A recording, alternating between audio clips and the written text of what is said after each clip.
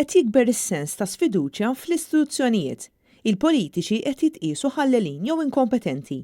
Il-komunità tan-negozju qed tidher bħala korrotta. Is-sistema ġudizzjarja qed titqies bħala selettiva u manipulata. In-nuqqas ta' fiduċja fl-istituzzjonijiet qed tnaqqar ukoll mill-valuri tagħna u ħafna saru jaħsbu ma tistax tavvanza fil-ħajja jekk tkun onest.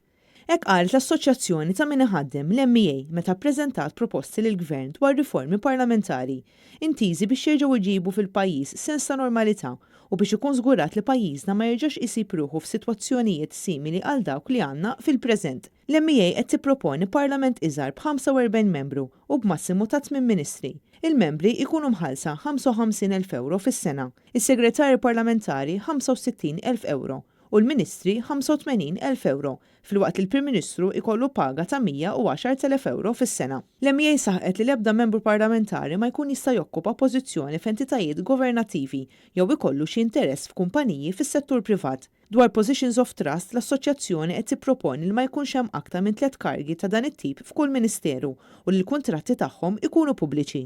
L-MEA titkellem ukoll dwar il-finanzjament tal-partiti u tgħid li għandu jkun hemm tranzizzjoni biex il-partiti politiċi ikunu parti finanzjati mill-Istat u sabiex donazzjonijiet minn entitajiet privati u ġbir ta' flus bib ikunu projbiti għal kollox.